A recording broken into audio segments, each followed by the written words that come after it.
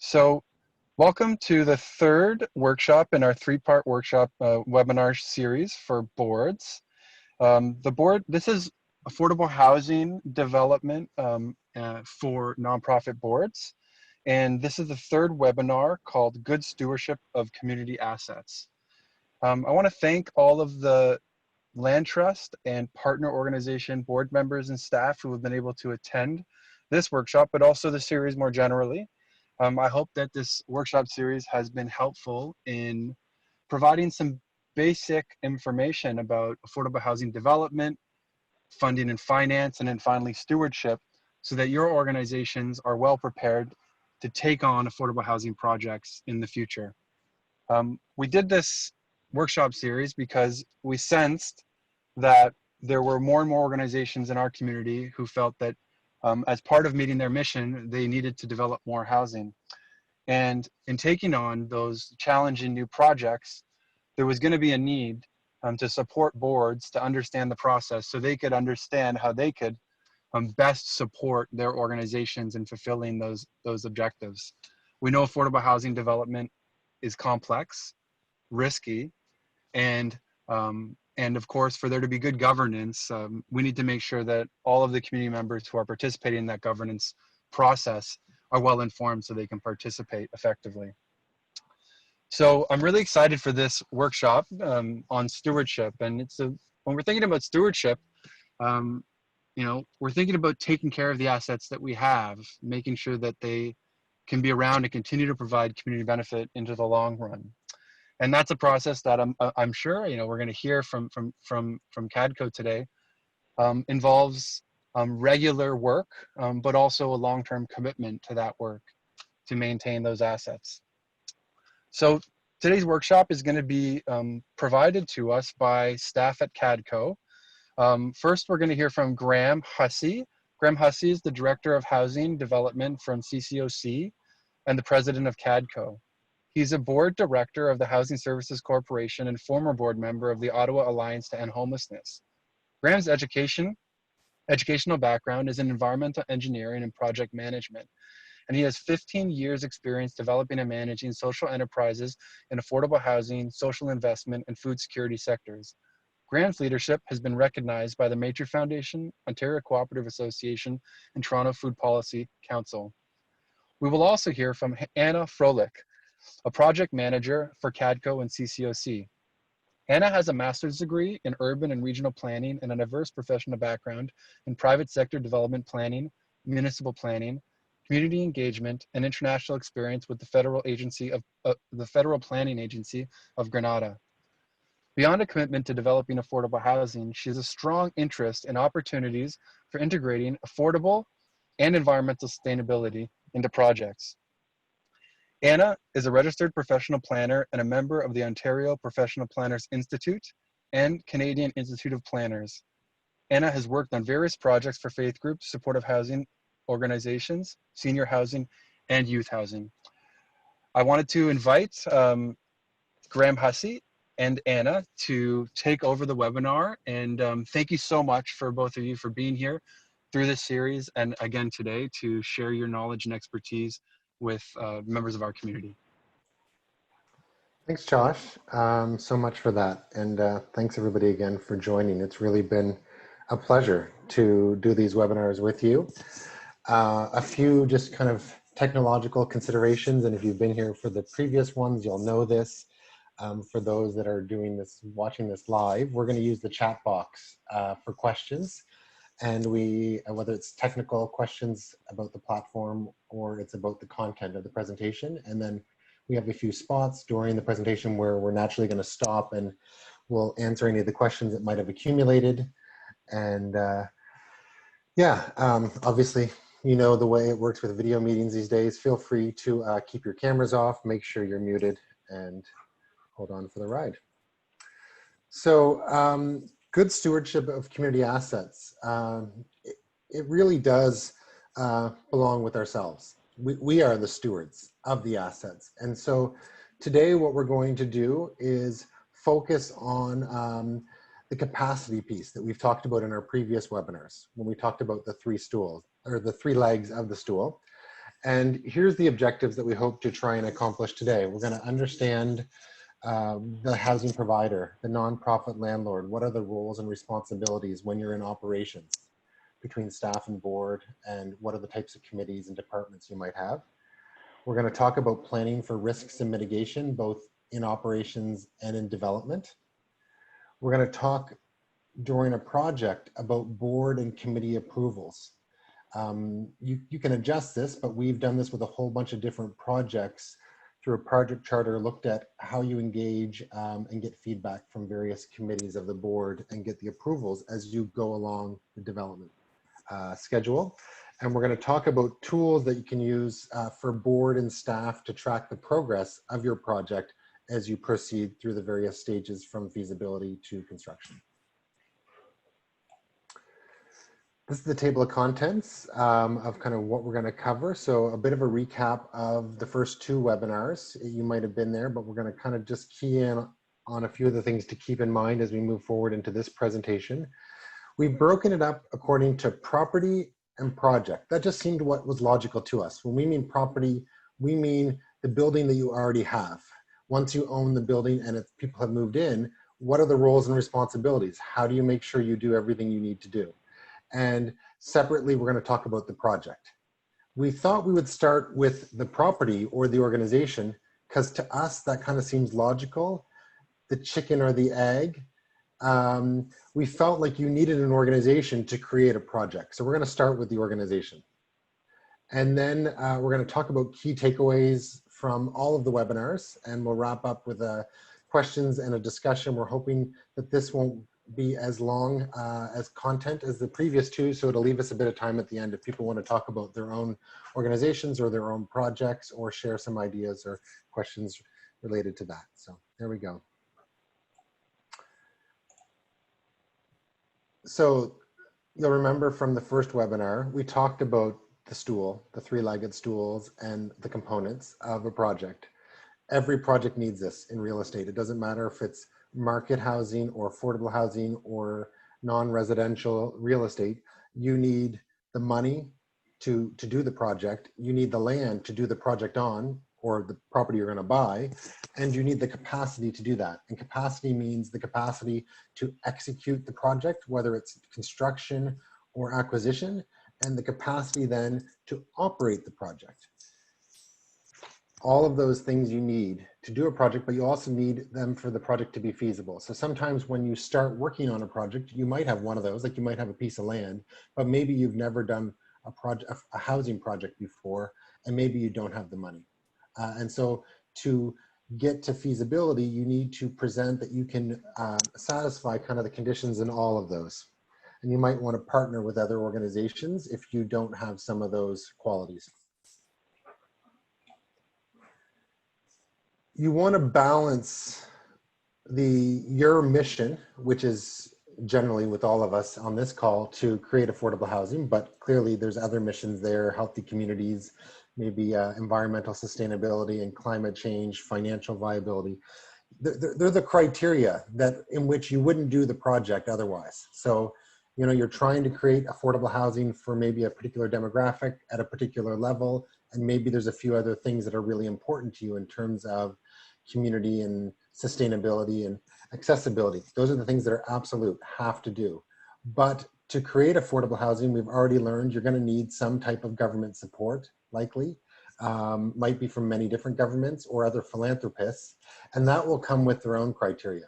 And we talked about the National Housing Strategy and CMHC. A lot of their criteria revolve not just around affordability, but greenhouse gas emissions or energy efficiency and accessibility as well. And then there's the market. The market is how much it costs to buy a building or to buy land to pay for all the costs of a project. It's hard to avoid any of those things, and save and except for maybe if you already have the land. The costs are the costs. So you need to balance all of those things to make your project viable. You need to make sure you don't compromise your mission, at the same time satisfying the requirements of the government and respecting kind of the marketplace and what the costs might be. And we know, of course, it feels like the costs just keep going up and up, and COVID even seems to be amplifying that. So as a bit of a process as to like, how do we know if we have a viable project? Where do we start is the big question. Well, you start with your basic criteria. If you already have a site, that's great. Um, that helps. But if you don't have a site, you'll probably already know this. You've maybe brainstormed, wouldn't it be nice if we had this or that? Or if you already own and operate some housing, you might have a starting point from the housing that you operate. So for instance, it might be that you want to do a building of a certain size, or you might want to create a certain amount of apartments or a certain type of unit mix. So you take all of that criteria. If you already own a site, you look at the zoning and the city planning bylaws to understand what you're allowed to do. And you kind of combine those two and you can create a concept. We like to think of it like a Lego block. It's like a 3D concept of what you could build on the site that you're thinking about, that kind of meets basically the intent of the city planning rules and meets what you want to achieve from a missional perspective. From that, you apply a series of basic assumptions, both on the capital and the operating side. We covered this in the financial workshop. You cost the concept to figure out how much the capital cost will be, and then you identify the sources. If the sources don't equal the costs, then you're going to have to look at your criteria and adjust. That might mean you might make a smaller building if the bigger building costs too much, or maybe you adjust the rental affordability, or one of the multitude of criteria. But you adjust the criteria, that adjusts the concept, even if the concept isn't changing the building, but changing some of the financial criteria, that changes the cost and the sources, and eventually you go around that circle until your sources equal your costs. So from a high level, here's your basic costs. You have the land cost, how much it costs to buy the land. Maybe it was a building, so it's the cost of the building is the land. Or maybe you're just buying the land and you have the servicing costs. The soft costs are the costs you pay for your consultants, your project manager, your architect. It's all the fees you pay to the city and permits. And then the hard costs are the money that you pay to the builder to build the building. Or if you bought a building, it's the money you pay for the renovations. But in either case of acquisition or new development, you still, in broad categories, your costs are still going to be grouped into land, soft, and hard costs. It's just, obviously, if you're doing an acquisition, your land costs will be greater because you're buying not just the land, but you're also buying the building. And if you're doing new development, your hard costs will be greater because you have to pay for the whole construction of the building. But overall, it's the same categories. Those, if you're a not-for-profit, for the most part, have to equal your sources. And that includes, in generally, 4 categories of sources for a basic affordable housing rental project. You'll kind of prioritize them in the order that I'm going to talk about them. So first, the grants. We say government grants on the slide, but it could be grants, donations, anything that's free that you don't have to pay for or give back, doesn't cost any interest. Secondly, you're going to want to prioritize financing. That's somebody else's money, but it costs you have to pay it back. It costs an interest. So it's not as, obviously you'll take the grant money before that, and then you might have some partnerships as part of your project. So you might be looking for your partners to contribute financially, either on the capital side or on the operating side. And then ultimately you might have to contribute your own equity. In our experience, in almost every project, you're going to have sources from each of those categories, and you might have to have multiple sources from those categories. For instance, you might get part of a grant from the City of Toronto, but you also might get part of a grant from the CMHC National Housing Strategy Co-Investment Program. You might get a loan from a bank, but you also might get a second mortgage from somebody else, like a faith institution who wants to support the project. So lots of sources, and they have to equal the costs.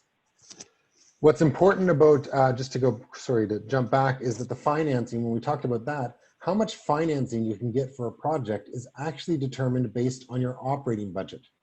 And so you have to create an operating budget of your potential project to figure out how much financing you can get for your capital project.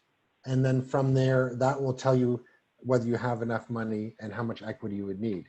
So how that works in general, and this would be the same for a market rental developer, and it doesn't really matter kind of what type of affordable housing you're doing on the rental side, if it's deep affordable or modestly affordable, this is the same concept. So you have your revenues, mostly rents for us, but of course you might have the rent supplements, or you might get the Canadian Housing Benefit is launching, and you might get Canadian Housing Benefit revenues. You might get revenues from parking or laundry, various small things like that. You have all your expenses to operate the building. This does not include your mortgage. Okay, so we're going to come back to that. But that includes, excuse me, that includes cost of maintenance, capital reserve, that's the money you are saving for future repairs, utilities that you pay as the landlord versus what your tenant pays, property tax, if you have any staff or administrative costs, insurance, and there might be others, but those are some of the kind of regular ones. At the end, the difference between the revenues and expenses, your net operating income, or you might call it your surplus, that's the money that you have left over to pay for your mortgage. And that's how the banks and lenders figure out how much mortgage you can get from that. They usually won't lend you one-to-one, but often for every $1.10 you have in net operating income, you might be able to get $1 in a mortgage that you service. So it goes quite a ways with today's low interest rates. So that was the recap of the first few presentations. And that's like the first two are really kind of meaty in terms of content about affordable housing and the roles and responsibilities and the stages of development, and then really getting into all the financing. And that was the recap. And we're going to get into the property stewardship now. So this is the basic roles and responsibilities when you're thinking about operating an affordable housing building. You might organize them in many different ways, but we want to make sure everybody kind of knows the different roles and responsibilities. So we at CADCO, we're a developer, but we're related to a housing provider called CCOC, or Centertown Citizens Ottawa Corporation. And so we know that really well. And CCOC has existed for 45 years and owns and operates over 50 buildings and 1,600 apartments in downtown Ottawa. And so what we thought we would do in terms of talking about roles and responsibilities and stewardship of properties is we'd talk to you about our roles and responsibilities and how we organize CCOC and steward our buildings. After, with all those buildings and all that time, how have we refined it? So there is other roles and responsibilities to operate a building, but we think of CCOC as the housing provider, the nonprofit. CCOC actually also does the property management, meaning we have staff that go and do repairs at the building, and we have staff that are the one that do all the rentals and the leases, and we actually have financial staff that organize the books and so forth. We're going to talk about all those roles, but we also do the property management.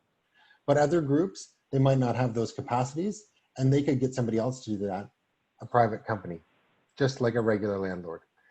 There's other sector partners that often are involved in projects, and it can really vary depending on the type of project, but there's also support service partners as well to kind of differentiate between the two. And so at CCOC, when going back to our example, we're a nonprofit landlord. We don't provide supportive housing, meaning we don't have case managers or caseworkers who are on our staff. But what we do is for some of our units, of those 1,600, we allocate them, the tenancy, the person will be our tenant, but we will arrange such that when we fill the tenancy, we looked through community partners who are looking to provide housing opportunities for people who not only need affordable housing, but also need support services to maintain their housing. And between us and the community partner, CCOC provides the housing and the community partner provides the support service, whatever that might be for that person. And we partner with about 12 different organizations in Ottawa who have specialties in certain support services, people with mental illness, New Canadians, people with physical disabilities, people with addictions. It continues on. So there's also funders and lenders. This is all on the operational side, not on the capital side. Anna's going to cover that. So that's your housing branch, that's your banks, regulators, that could be your housing branch because when you get funding from them, they often impose regulations. And so you need to keep in mind when you're stewarding your asset and the building after it's in operations, you need to keep in mind all of the various roles and responsibilities that might go beyond your organization and maintaining a really good, important relationship with all of them. You're not going to be a great affordable housing landlord if you don't have a good relationship with the housing branch at the City of Toronto. Or you're not going to be able to provide ultimate success to your tenants if you don't do a good job of managing the building.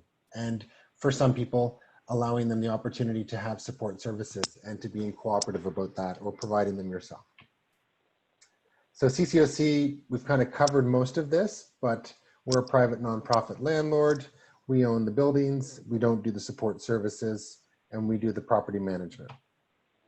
This is how we organize our organization. And again, this slide deck will be shared with everybody after, so you can look at this, but it's kind of a typical org chart. A few things that are kind of unique. First of all, to say that everything that's in the pink, I'm not sure how it appears on your screen, but it's kind of pinkish, that is our governance structure. Everything that's in teal is office staff, and everything in blue are staff that work in the field, so to speak. They work within buildings, doing maintenance and so forth. So we have an elected board of directors. They obviously have an executive committee, and that committee supervises the executive director. And the way we've organized ourselves is we have 6 operational departments and we have 6 committees of the board.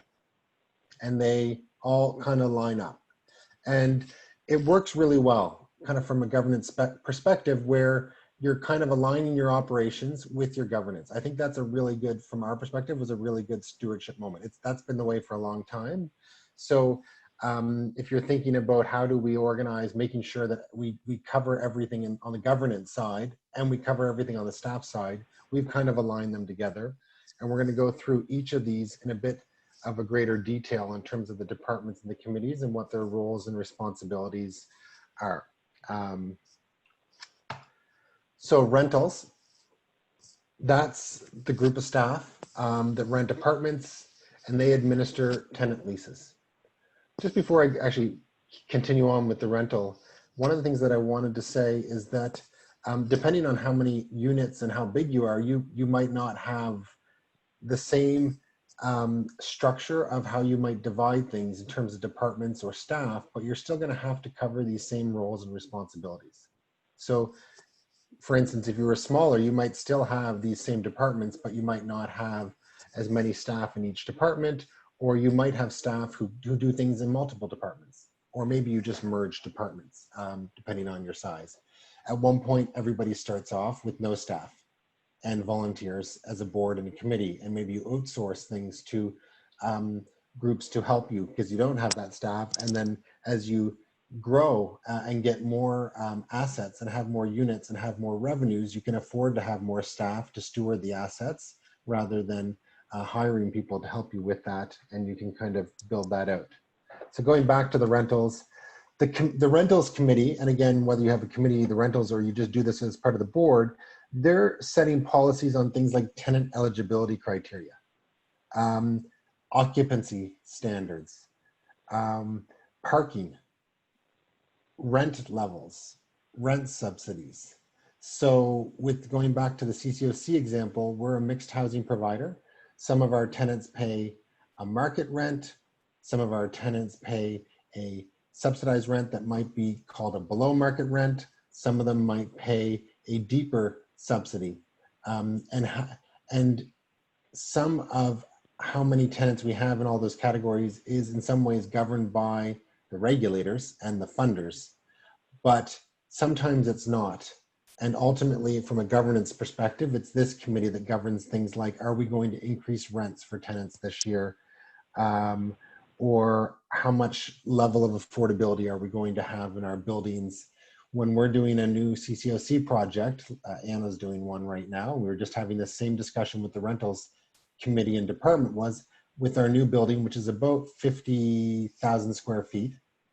we're wondering, what should the unit mix be? How many bachelors and 1 bedrooms and 2 bedrooms and 3 bedrooms? And what level rents should we have in each of those kind of unit mixes between the deep subsidies and the market rents? And so that's the rentals department, who's ultimately creating the policy and then operationalizing that. If you're thinking about risks, what are some of the risks that the rentals department staff or board deal with? Tenant behavior issues. So for instance, they might be the staff that has to deal with, what if you have a tenant who just is totally in violation of their lease and you might have to serve them an eviction. So that might be the staff who organize around that. They're also the group that will do the rent calcs, if you've heard of rent calcs as an RGI component. The finance department, they are the group that collect the rents and pay the expenses. Obviously, every business and nonprofit has a finance department, but how does it relate to housing and affordable housing? They're the group that often is in charge of investing the capital reserves.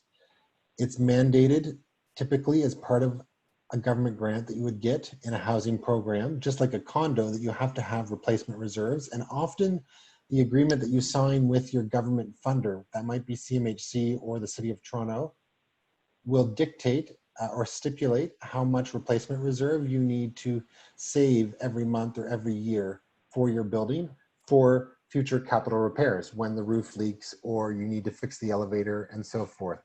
So they invest the capital repair reserves into investment funds so that you can make more money on them, so you have more money down the road because costs go up.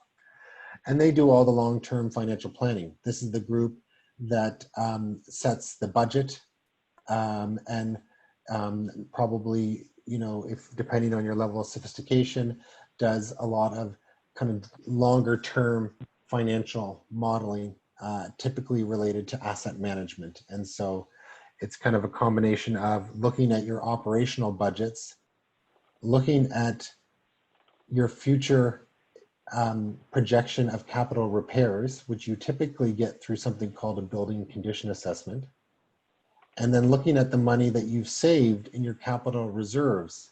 So if you can kind of follow this, you have an operational budget for a building, and you'll be setting aside some money for future repairs, and you'll be doing future repairs. And so the financial department is trying to project all of those things into the future, often 30 or 40 years into the future, to know how are you planning for the future. Will your future operational budgets, future capital replacement reserve funds leave you enough money to maintain the buildings that you're developing or operating? The committee, they would approve budgets and other policies that are like financial policies, whether it's spending policies and other things that you would find commonly in a typical nonprofit. A big risk that you would think about on a financial part is obviously loss of revenue. So for instance, COVID, that's a pretty great example. Obviously everybody has a loss or a lot of people have a loss of revenue during COVID. And so, you know, that's a huge risk. And for instance, at CCOC, our finance department was the group that was handling things like dealing with all of the government programs as to whether we would qualify for any of those subsidies, looking at unpaid rents, and making sure we had plans with tenants who weren't paying rents or our commercial tenants, and whether we were giving them relief on rents. And now as we're moving forward on with this current month, we've now realized that there's a rent freeze, which is great for affordability, and people need that right now, but obviously is actually not that great for the stewardship of affordable housing assets. It's often the thing we're always trying to juggle in affordable housing is you need money to operate buildings and do it responsibly, but you want to provide the most affordable rents to the people you're housing. And so those two things need to be balanced. We call it facilities management. You might think of it as maintenance, but they're the group that maintains the buildings. So they're the group that, you know, if there's a turnover in a unit and you might have to do some touch-ups, they might do that. Or if there's some type of emergency they'll be the one who responds to that. For instance, if there's a fire at your building and the fire department comes, likely somebody from the maintenance department will be going to assist as the building owner.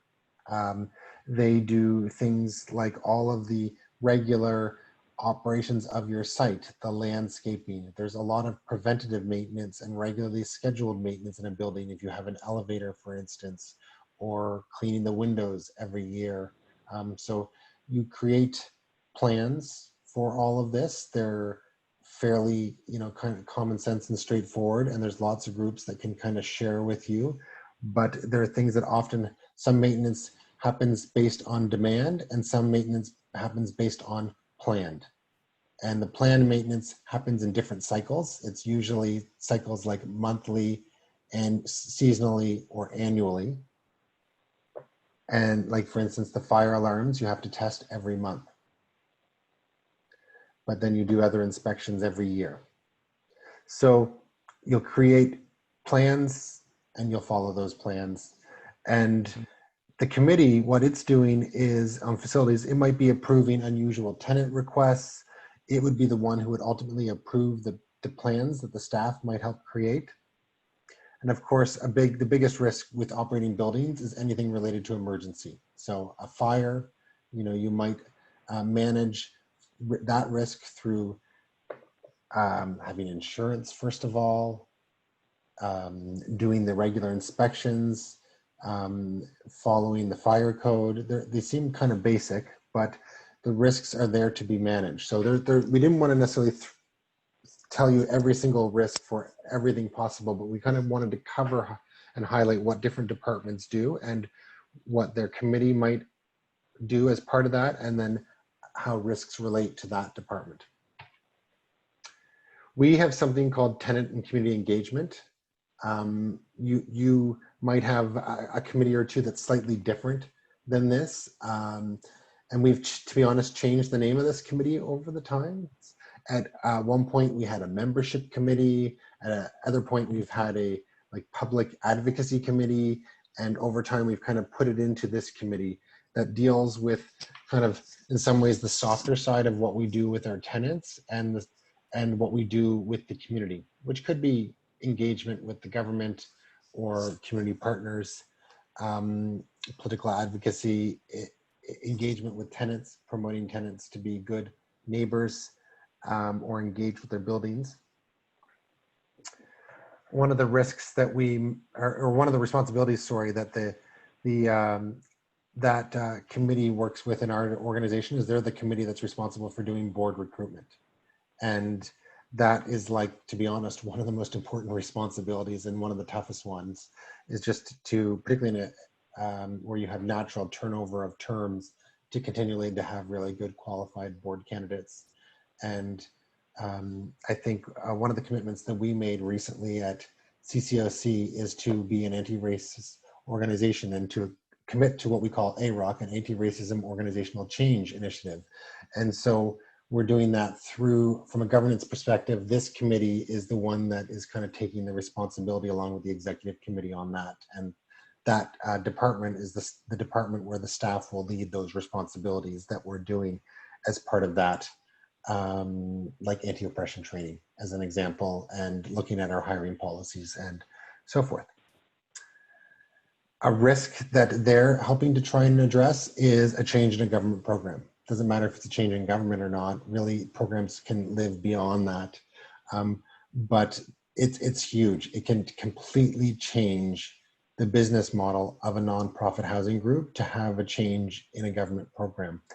So whether that's the National Housing Strategy or some of the local municipal programs, I think those who are in housing long enough will quickly realize that all the organizations in housing are kind of revolve around a Mike Harris being the premier. It really kind of changed the landscape of the business model of nonprofits and affordable housing. So that's just one example of a change in a government program. And I would say the National Housing Strategy has also been kind of a preeminent government program, which has really shifted the landscape of housing.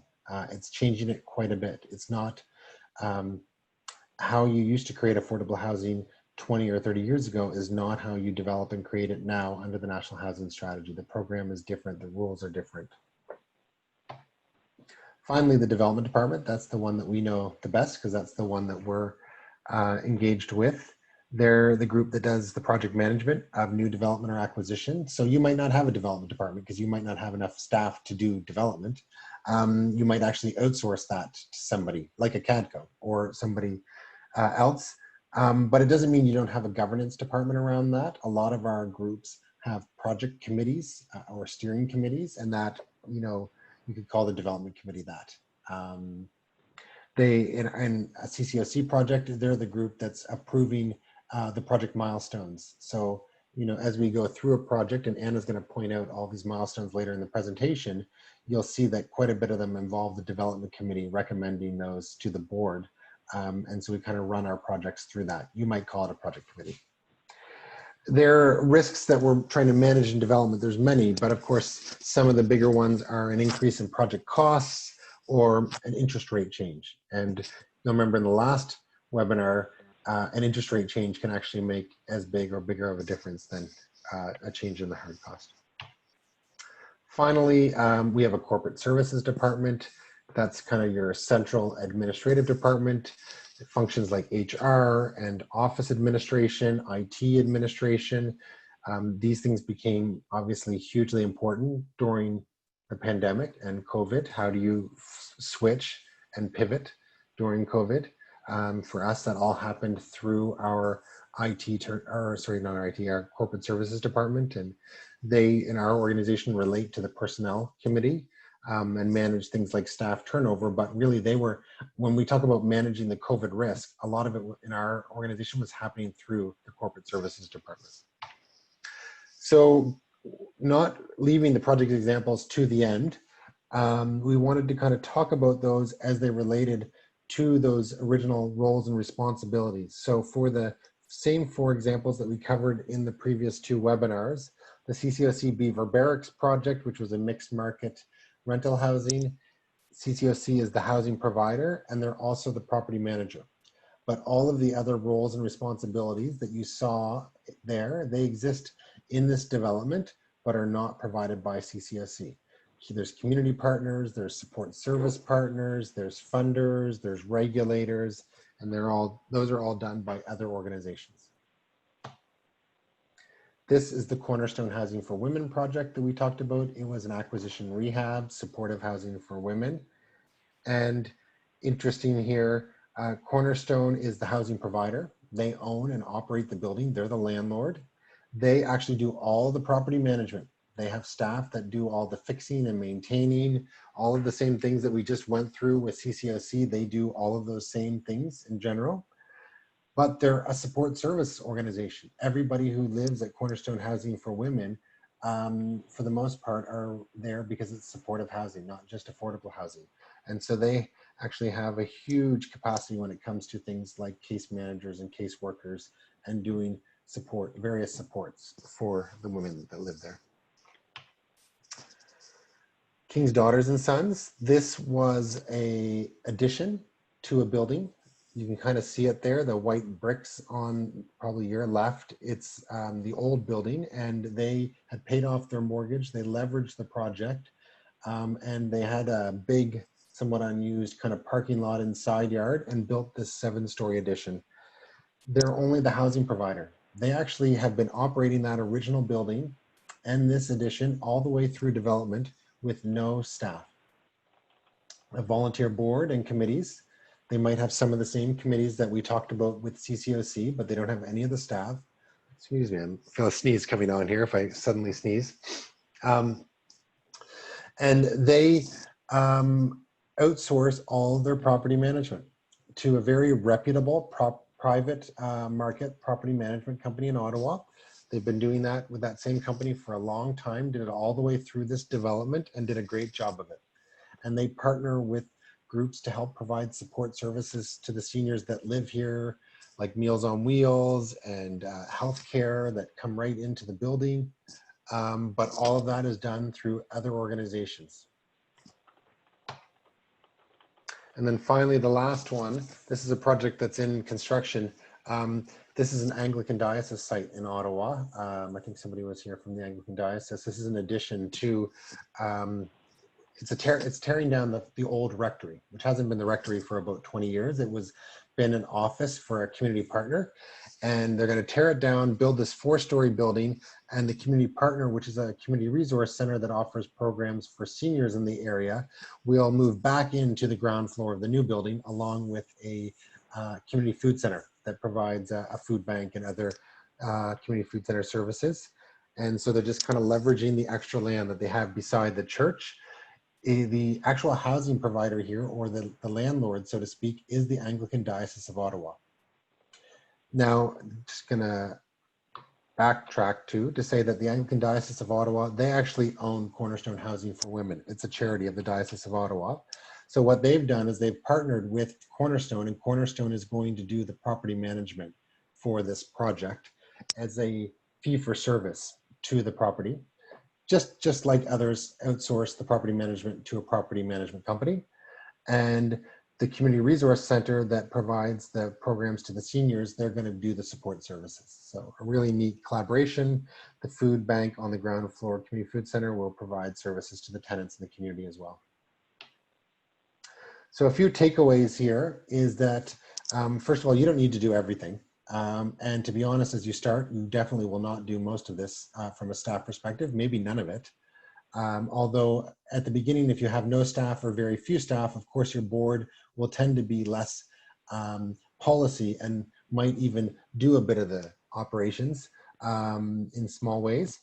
And it can be very grassroots, but you really need to be clear about what your organizational structure is. What is a staff responsibility versus a governance responsibility? And usually that, I often think of that as who makes the decisions and who does the doing. So a lot of times you might have staff that do the doing, but it's the board or the committees, and usually the committees making recommendations to the board who are making the decisions. And so just really set up a clear expectation about what those decisions are. And plan to manage your risk throughout. There's really risk throughout all of what you do. And if you can kind of share in that and kind of create a culture of knowing what those are, that really helps. So we're going to pause it there. And Hadia, was there any, I can't actually even see the chat box from my screen right now. So is there any questions in the chat box? No, no questions. No? Is there any questions if we just pause here right now? Graham, I have a question. I was wondering if you could speak a bit more to what, like, so example, let's say the land trust just purchased a building just over a year ago. So Yep. we've owned the building for a year. What level of information should the board be getting? Is it helpful for a board to get so that they can know that the building is being managed properly from a sort of ongoing management perspective, so property management, but also from a capital planning perspective? And in the life cycle of a building, let's say that was purchased 1 year ago, Yeah. what are sort of like some key milestones moving into the future that the organization should prepare to bring information to the board, and what information is valuable? I know you mentioned things like BCAs and the reserve fund, but like at what points is that information actually relevant to the governors, the directors? So the way that CCOC would organize it, and you can kind of interpret it and apply it to your organization, is we would deal with a lot of that through the committee structures. Our committees would meet every month. And if you're not as big, you might not have as many committees, and maybe it's part of the board as a whole. But those committees, they would be the ones who would be kind of governing and reviewing those types of plans as it related to whatever committee it was.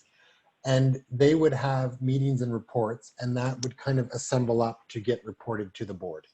And we work on a consent agenda with the board. So at any one monthly board meeting, there might not be a lot in, I'm just going to make up a month in a situation in August going on with the rentals committee. Maybe most of our tenants' leases renew in January, and it's a quieter month. And so the rentals committee report, there still might be a meeting by the rentals committee, and there might be some information, but maybe that goes on consent. But maybe in August, we are making a really big decision about something related to development, and the development report from the committee, which would have all the information with regards to that, would be something that would be discussed in length at the board. So it can be kind of situational.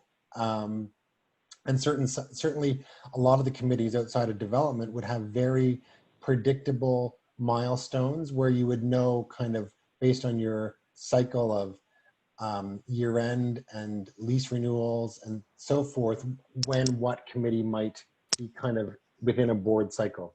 You might want to create an annual calendar for your board so that help them know that, oh, in November, we're going to be talking about the next year's budget. And in January, we're going to be talking about lease renewals and so forth. So it's I think it's through that committee structure, Josh. If you're talking specifically about, I think, which are the two biggest ones, which is the building and the money, are often the biggest ones that have the biggest risks and liability in some ways. You know, you basically, in my mind, create an infrastructure and you're continually trying to update that, usually on an annual cycle. So particularly if you've just bought a building, there is really no early time to start this. So if you're looking at the money side, you'll have annual budgets, but you'll also do longer term financial projecting past that relates to capital reserve fund balances and building and the future projection of building repairs. And so as you update your budget or create a budget for the next year, you can update your projections, and you can do this even monthly if you really want to get into it, but annual is kind of typical. You can update your projections on those other sides. So you should really be looking at that from an annual perspective. And they feed into each other.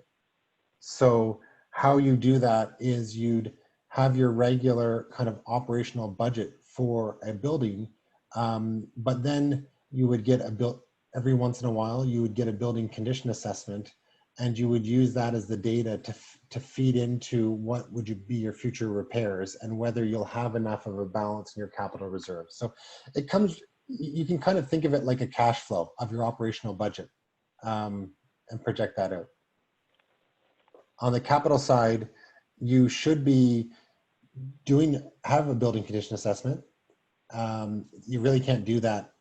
Like, even if you just built a building a year or two ago, you can do a BCA. And those usually have a certain life cycle of 5 or 10 years. And every 5 or 10 years, you'll go back and update that.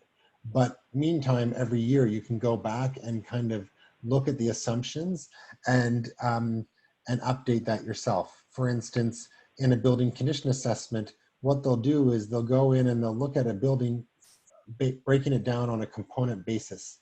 So the roof is an example of a component, and they'll say, oh, your roof was built 5 years ago, and based on the technology of the type of roof that you built, it's going to last 25 years. So in 20 years, you should replace your roof. So in your building condition assessment in year 20, they're going to estimate what the capital cost is to fix that roof. So moving forward, if you get to year 20 and you've done a good job of maintaining your roof, and the roof doesn't, and you look at the roof and you inspect it and it doesn't need to be fixed, you're not just going to repair the roof and get a brand new roof because the report said so if you don't need it. So you're kind of continually every year updating and looking at all of that data in the building condition assessment, which is the state of your buildings, and using that to update your financial projections. And sometimes it will work the opposite. Sometimes you'll have to fix things before the plans and the report said you needed to. Thanks. Yeah.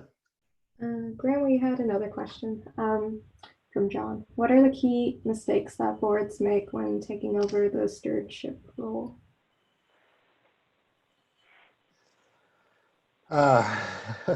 Well, I think, yeah, I mean, some of the ones we kind of talked about is making sure you know in advance what your role is. And that's not just you, but your staff, and how they're going to communicate to you and report to you. So your organizational structure and what are the ways that that structure kind of does its reporting, its committee reports or reports to the board, I think are keys.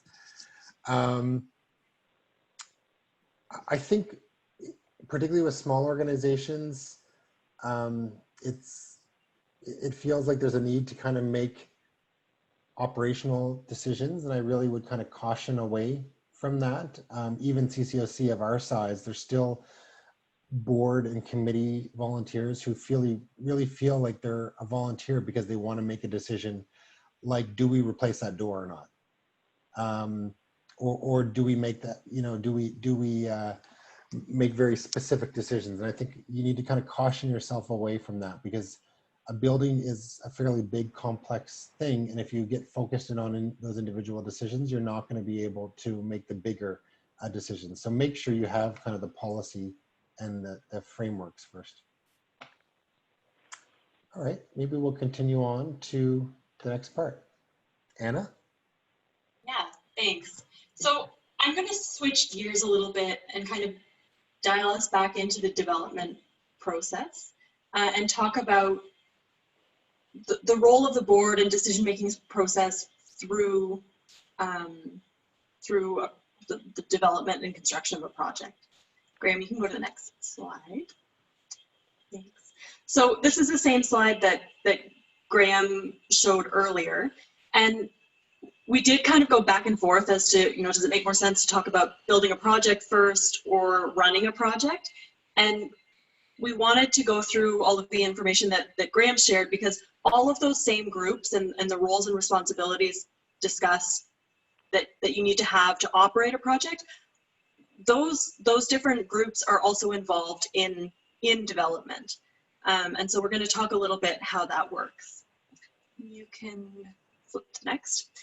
So this is also a little bit of a recap. You might remember from the Development 101 project, we talked about the importance of, having that capacity piece, and that a big part of that was having a good design team and a team working on your project. And we discussed the role of the housing provider, who's the group, the landlord or the developer really, and a project manager who's kind of the link to your key consultants, who are the architect and the construction manager.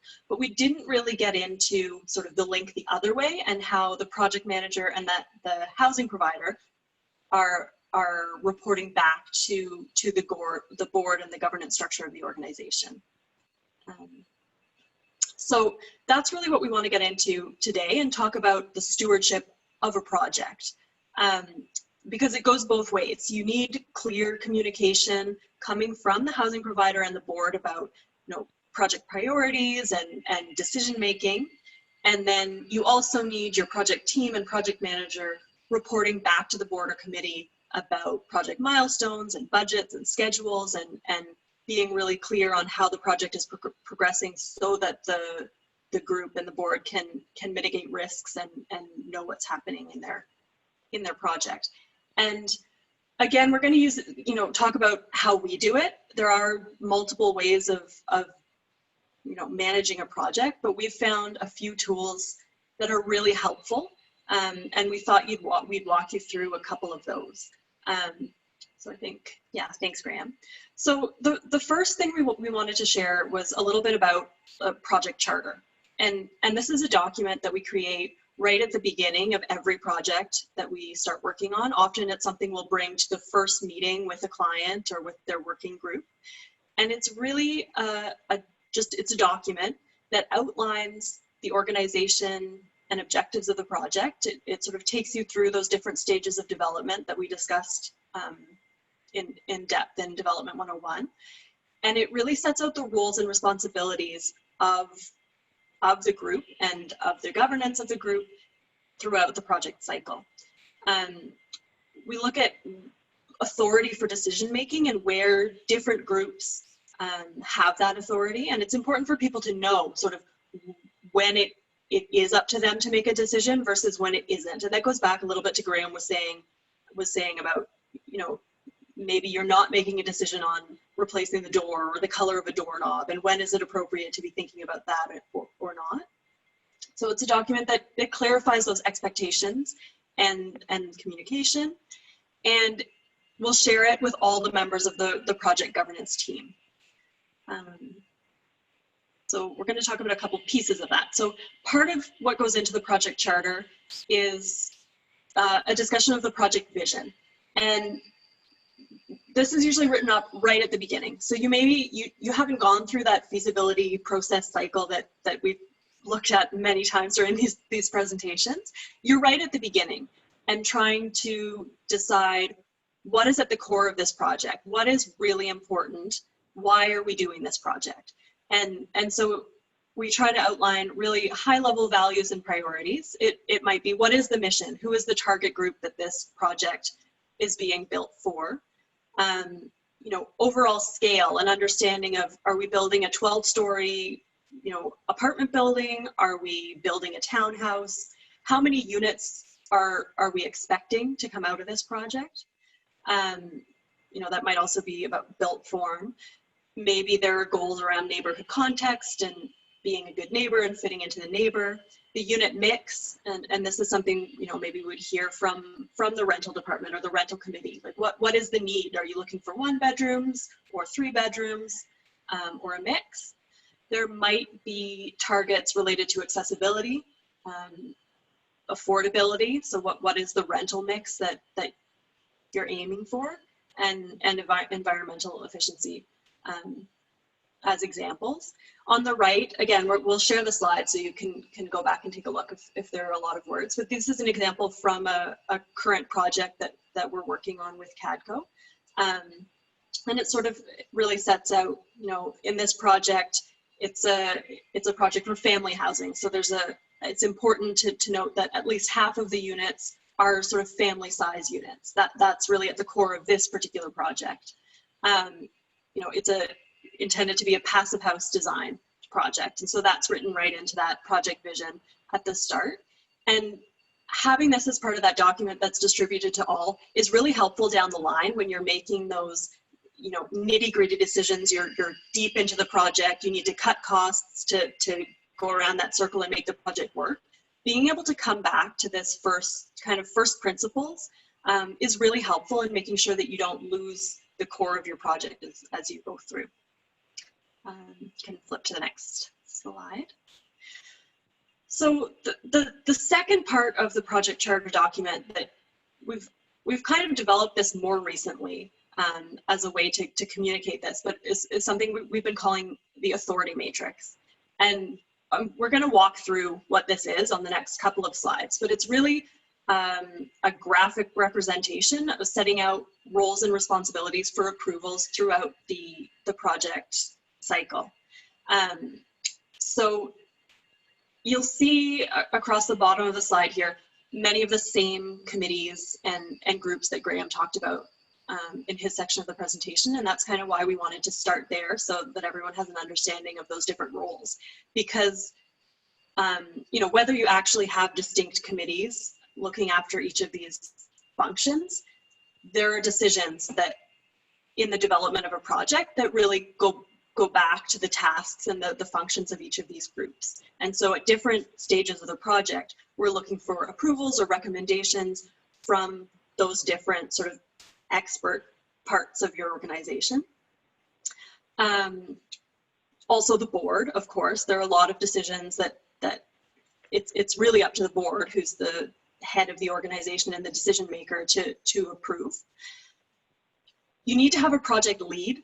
It's really important for communication that is clearly defined and really that there's one point of contact. Maybe it's 2 people sharing the role, but it needs to be very clear who from the organization. So the owner, the developer, it might be the executive director, or maybe it's a particular staff member whose role it is to lead the project, but they need to be the person in authority who can make those decisions and also help communicate with the other groups. We often have a steering committee. In CCOC's case, it's the staff directors who then communicate back to each of those other committees. On other projects, it can be a volunteer committee who's really the core group. We often think of it as the working group. So we'll have frequent meetings, and they're the ones who do get into that nitty-gritty more of the time. And then the project manager is also an important part of the picture. And at various times during the project, each of these groups might be the ones approving a milestone. Sometimes they're giving recommendations. Sometimes they're brought information because we're looking for feedback, and sometimes they're just being kept informed as we go through the process. So Graham can flip. So we've organized this kind of chronologically through the key milestones of a project, to look at, at what point are each of these groups responsible for making decisions. So you can see here that the project charter itself is one of those milestones for approval. So we usually end up bringing the project charter document to each of those committees, to the board, and to the working group to discuss. First we need feedback to develop the vision section and to go through this kind of chart to make sure that we've made right assumptions about who should have responsibility at different stages. Often, we're looking for feedback from the steering committee, the working group, and the project lead. The finance committee usually has an important role because they have a lot of responsibility in making decisions around the viability of the organization as a whole and managing risk. So we'll look to them for feedback. And then the development committee is kind of the group whose purpose is to focus on development aspects. So we're looking for their recommendation ultimately to bring the project charter to the board, who would have final approval and say, yes, this is the way we're going to move forward. At these future milestones, we'll look back to this chart and make decisions on who approves what. So then we'll move forward to what we're calling pre-designed development targets. So those really are those high-level design goals and visions. So around scale, unit mix, accessibility, and you'll notice there's a lot of feedback. This is the stage where you're looking to hear from everybody. You're first creating the project, and you really want as much input as you can get. And so often we would go to every committee to share the first vision for the site. Maybe you've got first sketches from architects, or you have information about the site context, and are really taking that feedback. Ultimately, those pre-design targets are written up or shared with the development committee, who will make a recommendation to the board, who approve moving forward with that plan, which then allows our team or the project management team to work through the feasibility process, using those assumptions to test them, to progress the design, and move forward. We'll share the preliminary schedule. So at this stage, we're really talking about a work plan, often for feasibility, because we're still in that early stages of the project. That's really a decision for the project lead and the working group, who are the ones who have a sense of what is realistic, how fast can we move forward. And the project manager approves it, because they're the ones who are going to be, really doing the doing and making sure, responsible for making sure that things happen on schedule. And that will be shared with all of the groups so that everyone's on the same page, but it's really more of a for information.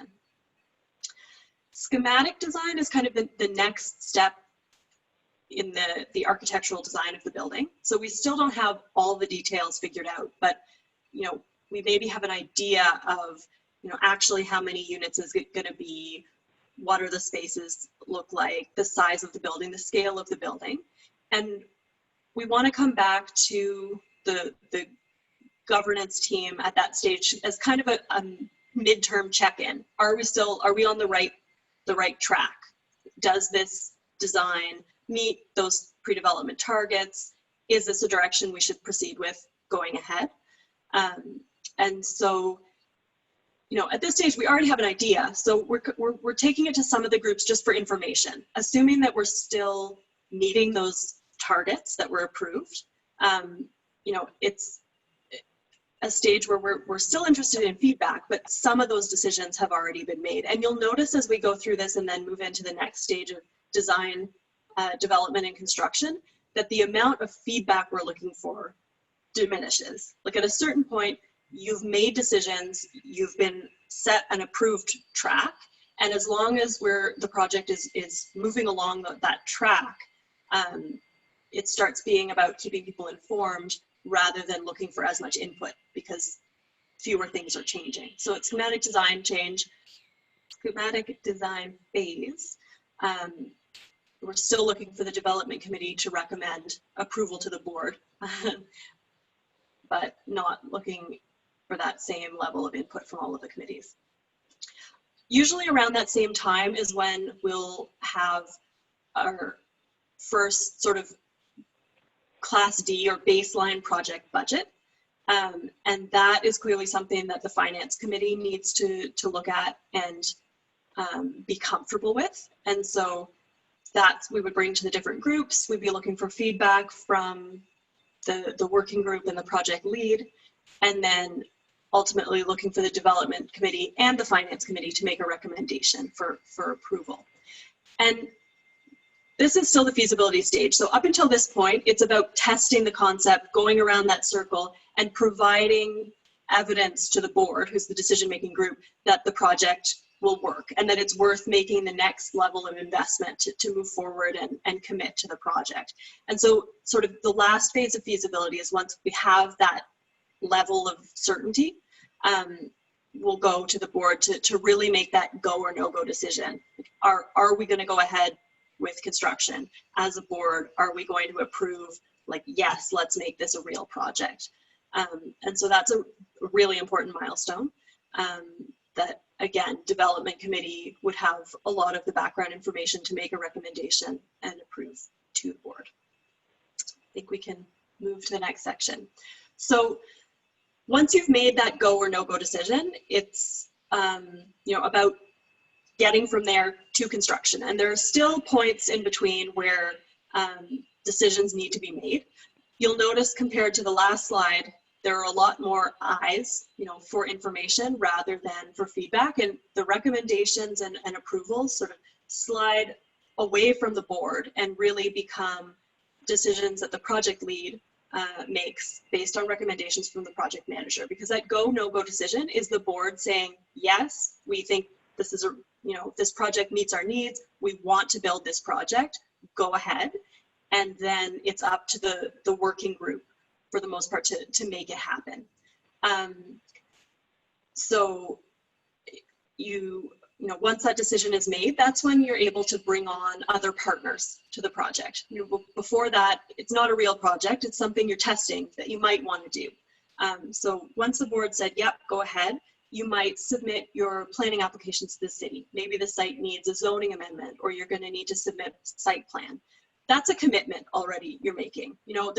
There are still off-ramps at all the way through this process. That's, every approval milestone is an off-ramp. Like if it doesn't get approved, or if something happens that has fundamentally changed the project, these are those check-ins to say, whoa, like we need to rethink something. But once you submit an application to the city or to a funder, you have made a commitment that you intend to follow through with that direction. Design development is the next stage of the architectural process, where you're really refining the concept plan and making more of those detailed decisions. And that is a point where we're looking for feedback from a number of the different boards and committees. You're refining, you're making design decisions, they have financial implications. And so that's another round of feedback.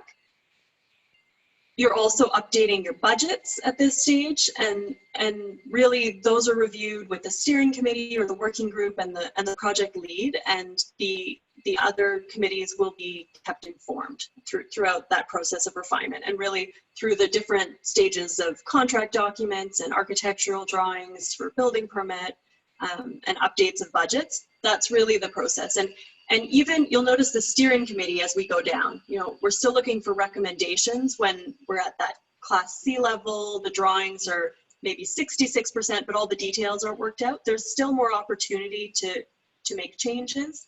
And then as we move down, things are really more locked in place.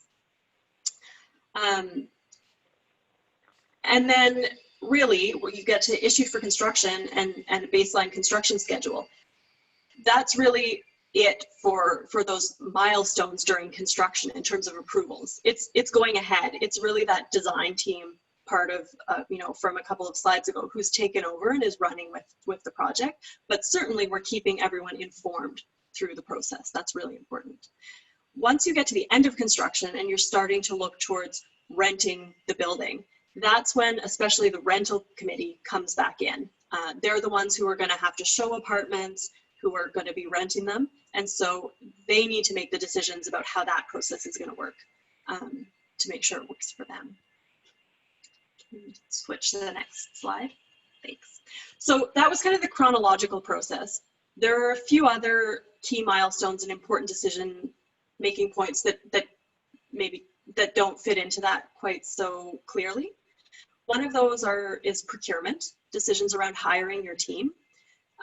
So you'll notice here, the architect and the construction manager are really your two key consultants, and that's a really important decision for the project. And so that's something where, you know, your board and committees want to be informed about what's going on. And ultimately, it's a decision of the project lead to approve who is hired. Other consultants are those smaller contracts. That's really, you know, often a recommendation of the project manager who's maybe competitively, you know, gotten several bids and makes a recommendation to the project lead who approves who's hired. Financial decisions are also a key component that the governance side of things needs to be involved in. And if you think back to the different sources in the stack in that equation slide that Graham shared earlier, it's really each of those pieces that you need to settle on and that need to be understood and approved. So often we apply for pre-development funding. So that might be smaller amounts of funding just to get the projects through feasibility. Usually that would be, you know, discussed at finance committee and they would be asked for recommendation, but the project lead is able to approve that. Once you move to primary funding applications or your primary financing application, those are really important milestone moments, because like your submission to the city for planning applications, you're bringing another partner on board and making a commitment to say, we're applying for this funding. If we win the funding, if we're successful, we're going ahead with the project. It's going to happen. And so that's a moment where you want the finance committee involved, certainly the development committee often, and the board needs to make that final approval, because they're making a commitment that often is also tied to that regulator piece. You know, by signing on to an agreement or a mortgage, you're making choices that are going to impact, you know, well into operations of that building. Also the equity contribution commitment. So that's the piece we know for a successful affordable housing project. Generally, organizations have to put in some of their own money, whether that's through savings or through making a fundraising commitment. And so confirming the amount that is needed and making sure that as an organization, you are comfortable and able to make a commitment to that amount of money is something that involves certainly the finance committee, and the board needs to approve.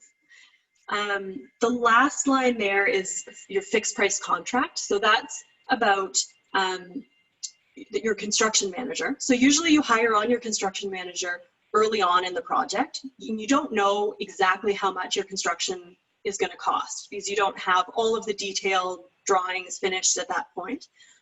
Before you start construction, there are other ways to do it, but many affordable housing providers like the fixed price contract, where you actually lock in an amount once the construction manager has gone out and tendered all of the sub trades.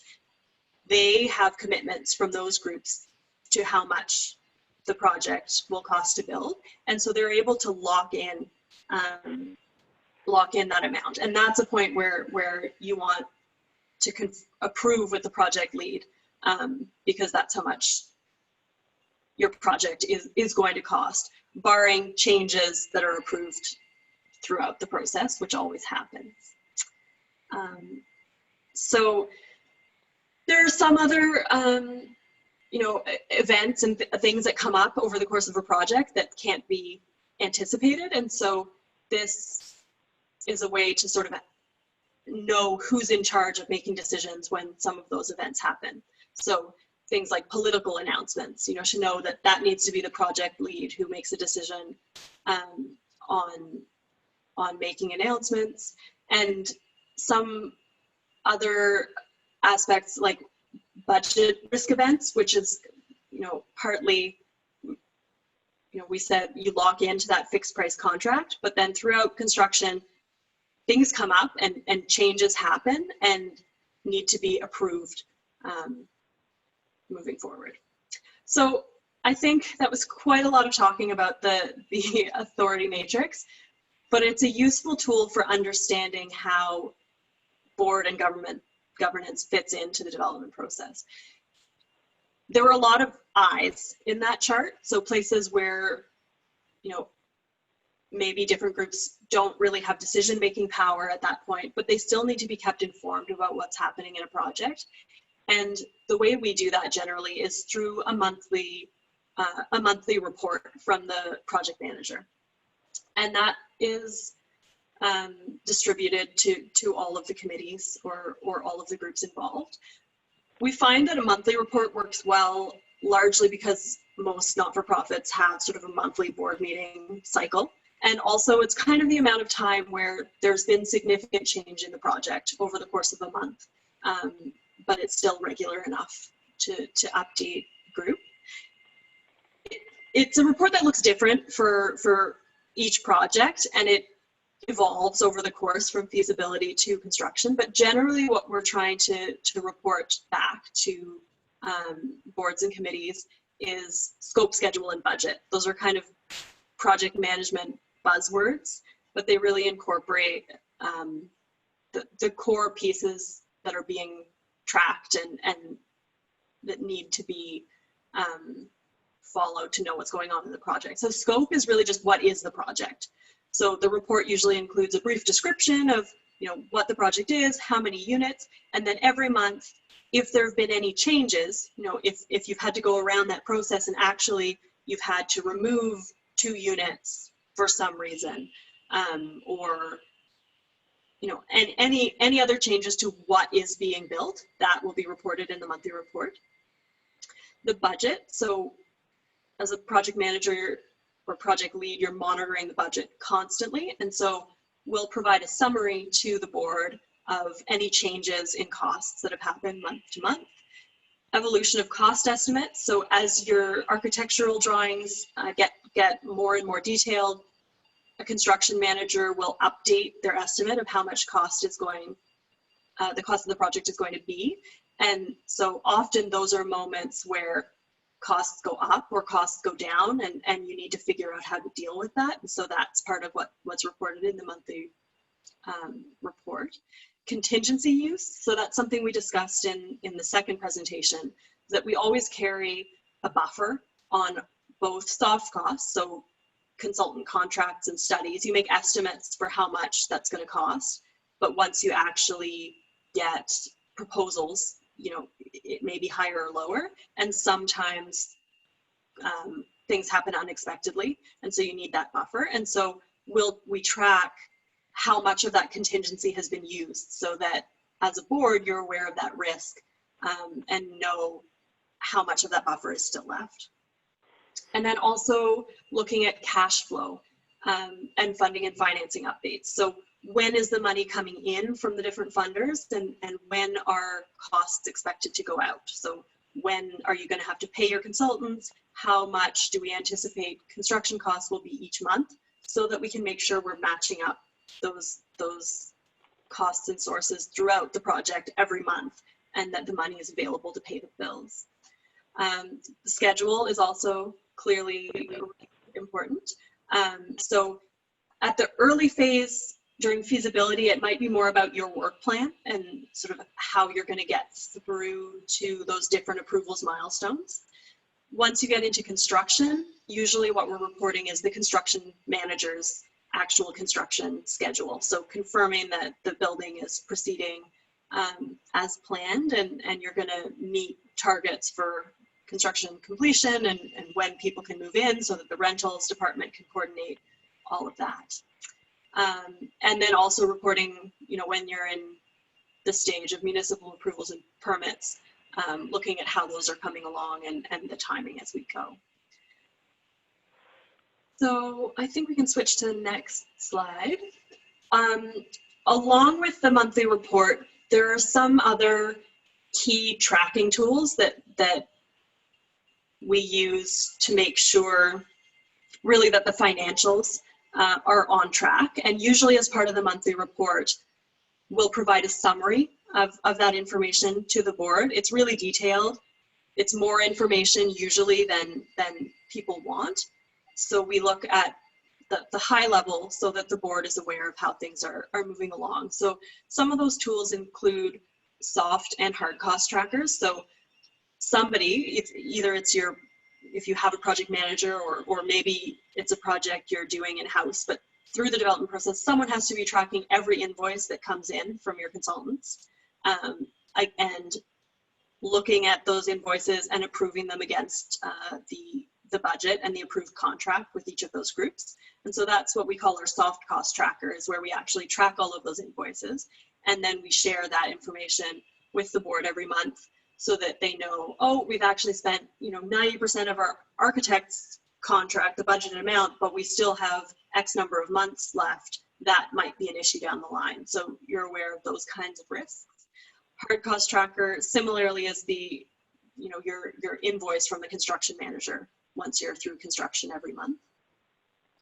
Change order log. So once you're in construction, there are inevitably changes that come about. So even though you've locked in that fixed price contract, things come up during construction. Maybe it was an error during, you know, at the drawing phase. Maybe a trade misunderstood something. Maybe you've purchased a building and you rip down a wall and find that it's full of mold. You know, things happen and you have to adjust. And those aren't captured within that fixed price because the construction manager has committed to building your building at a certain price based on the exact plans and drawings that they've reviewed and agreed with. So we keep track of those changes as they come in. The architect team and the construction manager administer that process, but then they provide it to the project manager and the client to review and approve. And sometimes it may just be things that you realize you want that weren't asked for. You know, maybe it's, you know, something that wasn't thought of. You actually need some different lighting or any of those details. And so you keep a log, and that's really what the hard cost contingency is used for. So that buffer that we carry in the project budget will account for those inevitable changes. And then cash flow, we mentioned before, is looking at, you know, making sure that you have the money available when you need it. And so we have a table that tracks that, and we share that so that that information is available. So those are just some of the tools that are helpful for communicating throughout the process, for making sure that the decision makers are informed at the moments that they need to be informed, so that you're mitigating risk by, you know, staying informed and knowing what changes and how much buffer you still have left over moving forward. So on the subject of risk, you know, development is a risky business. There are always unexpected things that come up. It takes a huge amount of time and money to do any development project.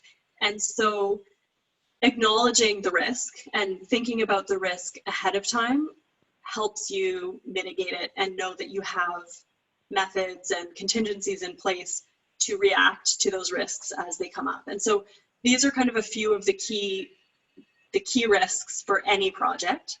We can go through, you know, development and construction risks. So that is that idea that it's a big, huge financial commitment. Construction is a complicated process, And really by having the right team, making sure that you have that capacity, that you have, you know, an architect and a builder who you trust, who communicate well together, who work well together, is really one of the key ways of mitigating that risk. Impact on organization. So it also is a huge time commitment, any development project. And so that's going to have an impact on your staff and on your board's capacity to do their other jobs. And so thinking that through before you start a project and making sure that, you know, if your executive director is also going to be the project lead, do they have the capacity to still do their job while they're running a development project? Do you need to bring on another staff member? You know, does your board have the capacity so that you're not surprised by that partway through the project? Impact on clients and community. Development's a disruptive process. You know, maybe you're renovating an existing building and you're going to have to relocate tenants or staff or partners, or, you know, even if it's a new building, it's disruptive to the community around. And so being aware of who the project is going to impact and considering those risks early is helpful. Partnership risks. So we've talked about partners as a really important part of the project. Partners can help mitigate risk. So, you know, maybe a partnership helps you raise some of the money to make a project viable. You know, partners can take on some of the development risk by sharing costs, but it's also risky because partnerships can break down. You want to make sure that there's really clear communication and expectations between partners.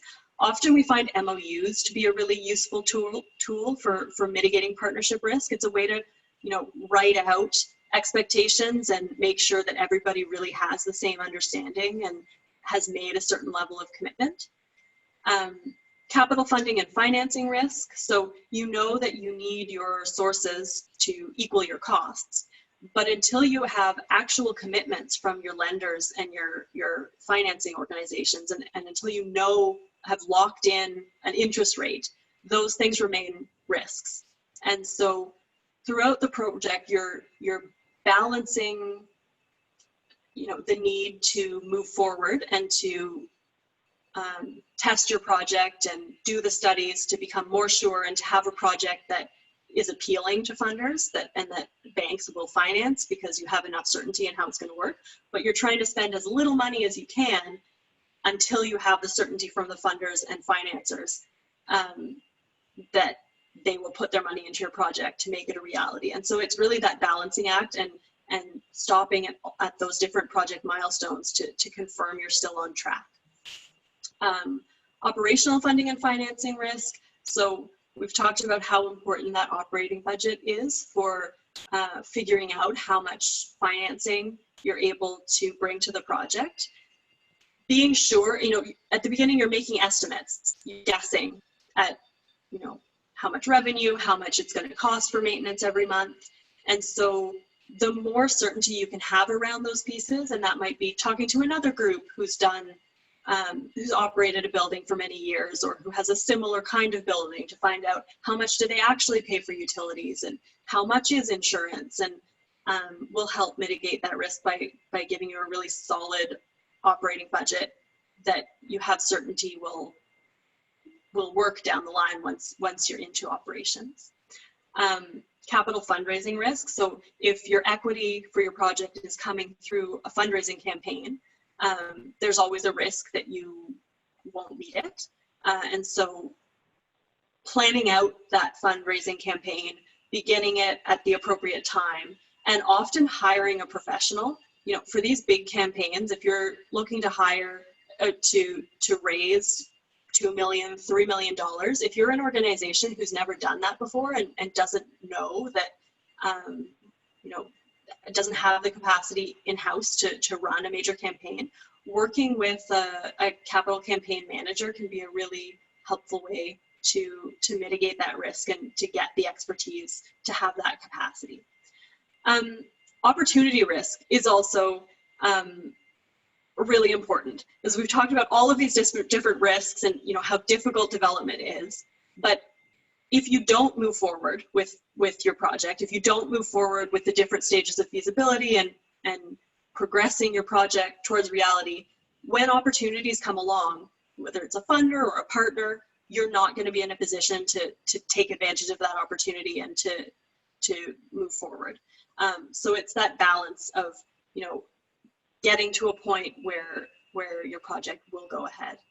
And, you know, in this year, it's impossible not to talk about the risk of COVID-19 and the uncertainty of, you know, where things are going to go over the coming months. We know, you know, there are labor shortages, construction materials are going up in cost in some cases.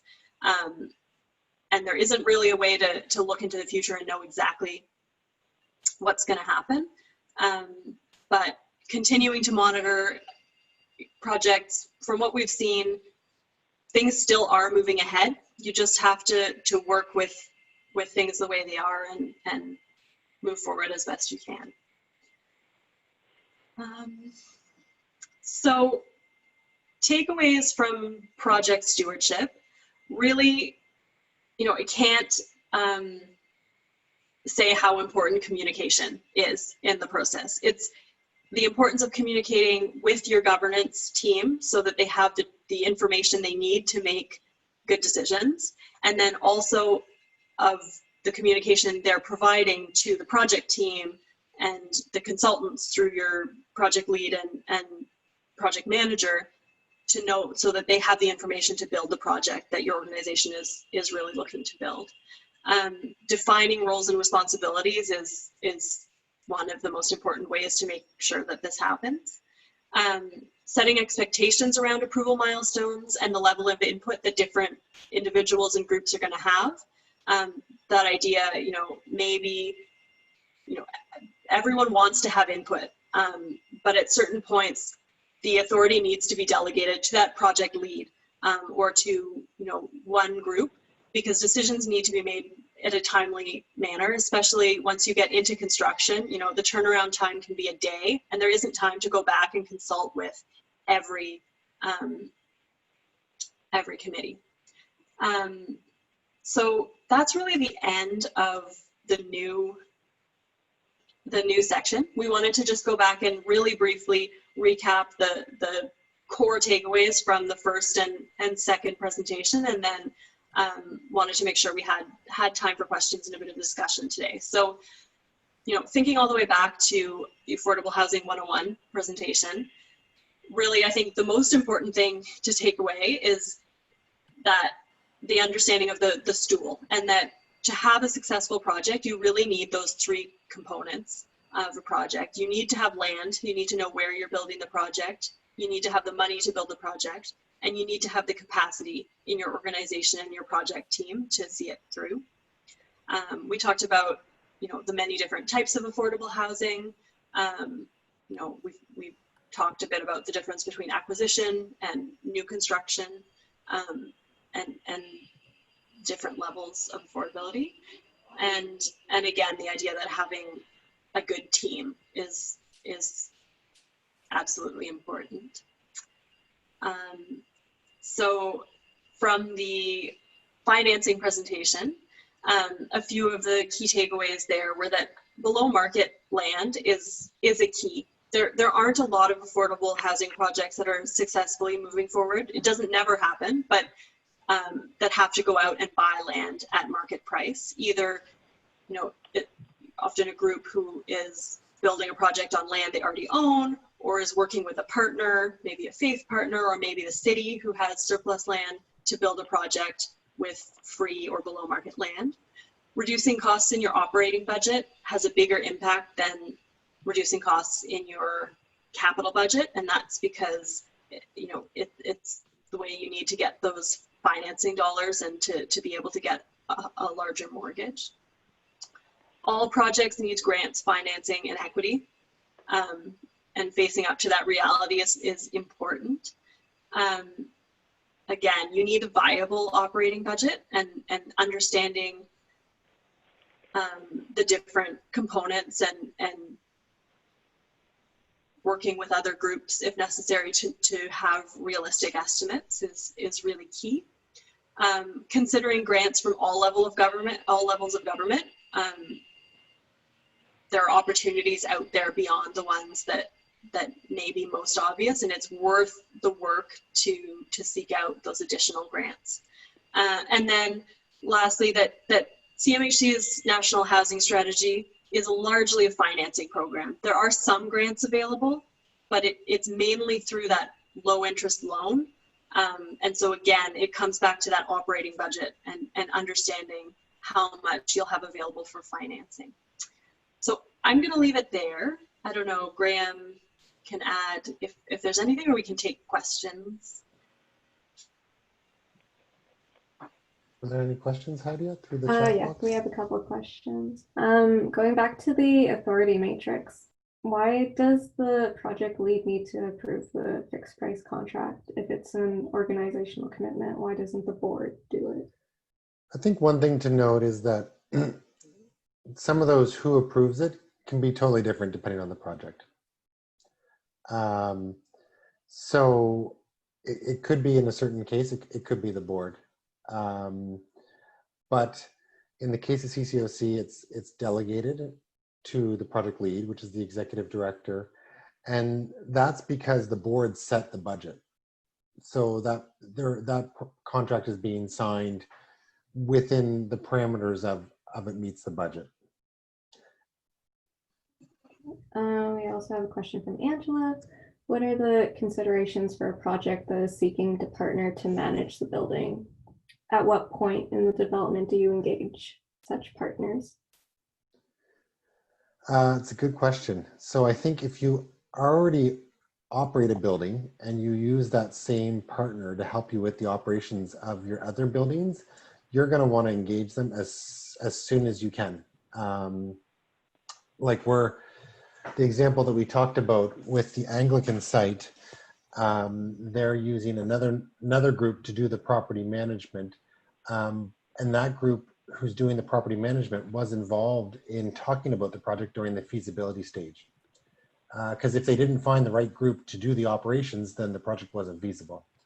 So, and then during construction, or during design, development, and construction, even though they're doing the operations and they're not responsible for that, they've participated along the way to help provide knowledge towards some of the decisions that would really impact the operations that they're knowledgeable about. So things like certain material choices and certain things related to cleaning and maintenance, as an example. And what if sorry, Okay. and Angela here, and what if you don't have such a partner at the start?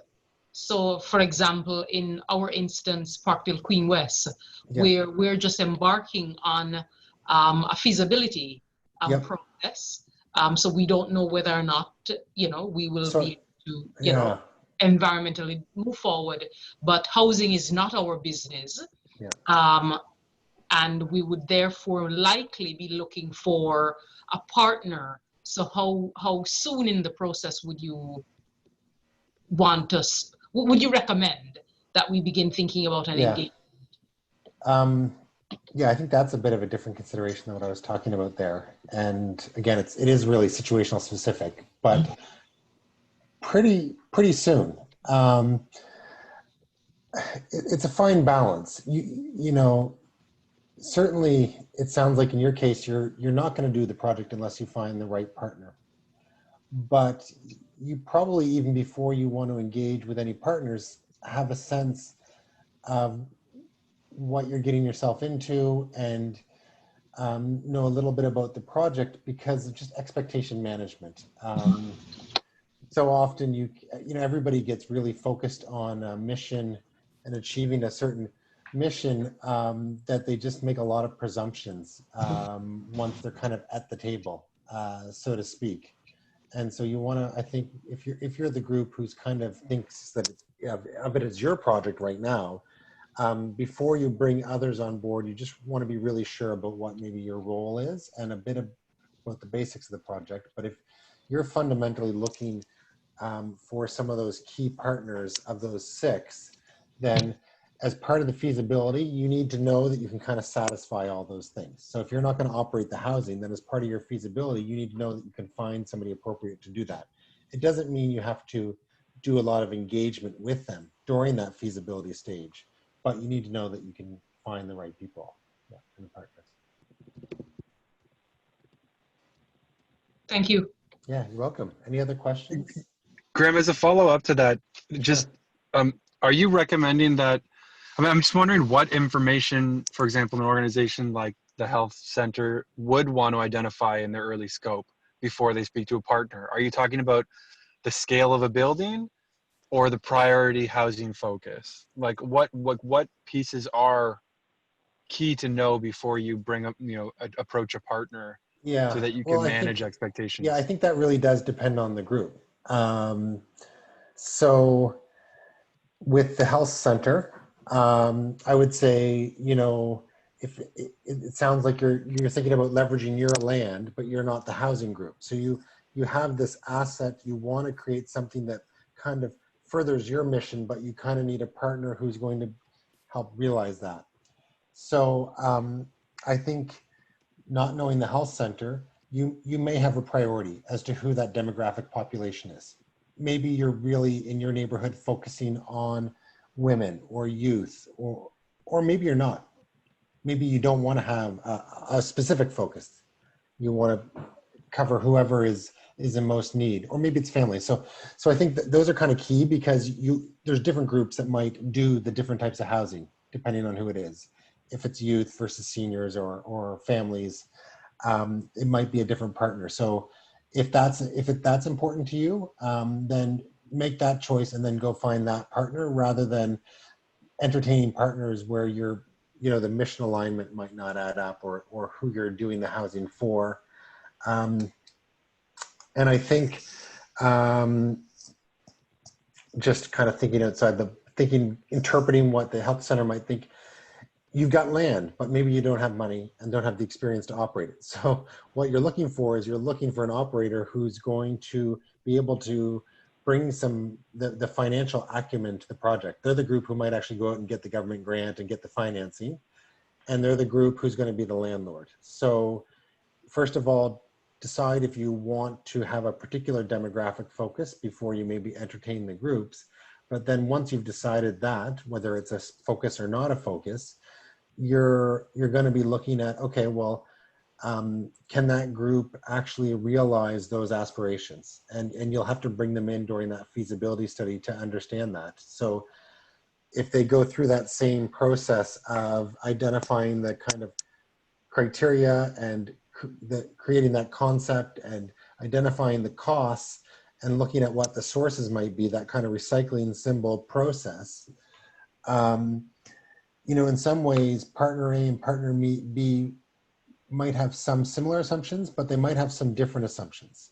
And then if you think of the output of that process is that you need to find a group who's going to be able to get the equity needed to do the project, partner A and partner B might not have the same ability to do that. So you're going to have to, there's different things you can do. You might know the partners from previous experiences. You might know this, but we've had projects where we've been hired by a group, in a couple of cases, a faith group that have land and they want to create affordable housing, but like yourself, Angela, they don't actually want to operate it. And they don't want to be kind of on the hook for it. But they want their land to enable it. So in that case, often what we've done is we've kind of gone out and cast a bit of a wide net. Who might be a number of groups who might be interested in this? And we kind of almost interview them or have coffee chats with them. We could share a bit of resources, but we have a little bit of almost like a survey, like a questionnaire that we could, even if we're on a video chat or a phone, we could be filling out and talking to them. But you need to, for instance, you need to be looking at their financial statements and other things like that, and doing kind of due diligence like that. Yeah. Any other questions or comments? People want to share their own organizational story or example?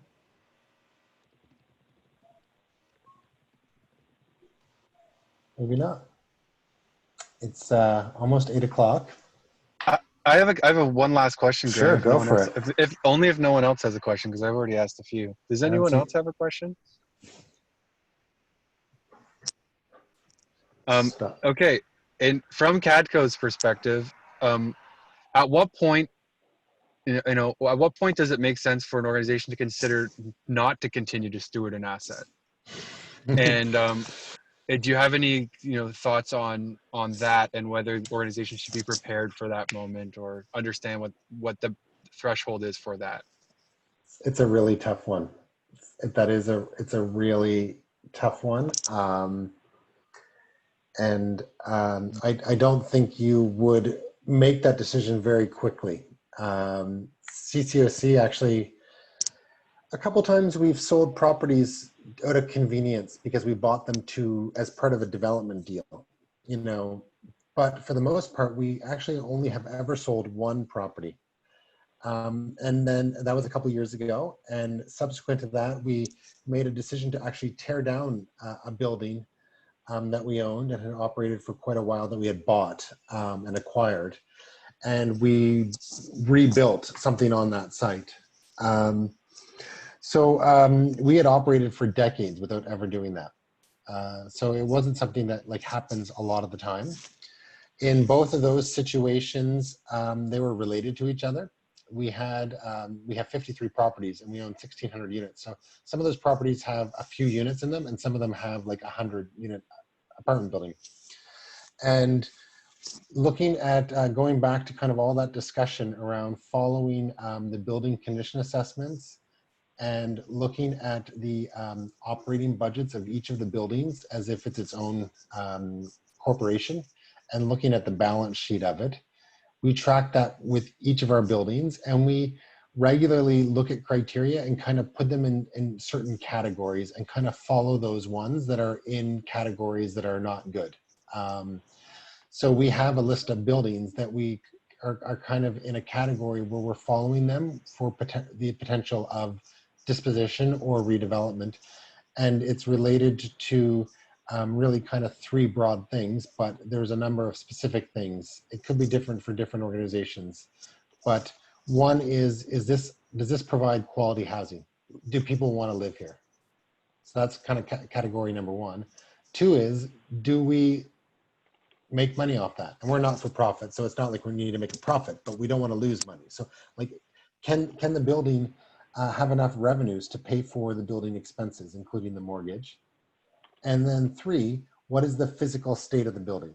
So we're kind of always tracking those things through committees, and we have a series of what we call KPIs, or key performance indicators data, and we update that regularly for the board, at least once a year. And so, for instance, on the rental side, the data as it relates to, is this a good quality place to live, would be things like vacancy, and the amount of work that needs to be done upon turnovers and the length that turnovers take. And we do surveys with our tenants, so that could feed into that. So I think it's really those things, Josh. But Okay. often, even looking at all that data, the staff and board and committee volunteers can kind of pull them out without even looking at the data, just based on the time spent and the experiences of all the stories. At CCOC, with those about 55 properties, we have about 5 or 6 that we're kind of actively looking at. Anna's right now, she's working on 3 sites. So we tore down one building that had 12 units, and we built 16 brand new apartments there with more bedrooms. So we increased the density quite a bit, and we made it to a passive house standard. But that was a building that was kind of, to be honest, literally falling over. It has the whole block is Lita clay. It's a very so there's a lot of buildings over time that are kind of shifting on that whole block. And when we looked at how much is it going to cost to invest in the capital repairs to maintain this building, and then we did a a feasibility assessment and said, if we built a new building there, how much equity would we need? And the amount of equity we would need when we looked at the grant and the loan that financing we could get from all the different programs was less than we needed in the capital repairs in the next 10 years. We said that's a no-brainer. We can get a brand new building that is really energy efficient, and at the end of the day, we will actually have a better operating budget, and we'll have to invest less cash. In the development case, we call it equity, but on the operational side, it was up increases to our capital reserves. So why wouldn't we do that? In that Thank you. case, So just to finish that story off, sure. Just to say we moved the tenants within our other units of other apartments, so it just opened it up and made it possible. So there you go. Thank you so much. We've just hit our time, so I just want to wrap us up here.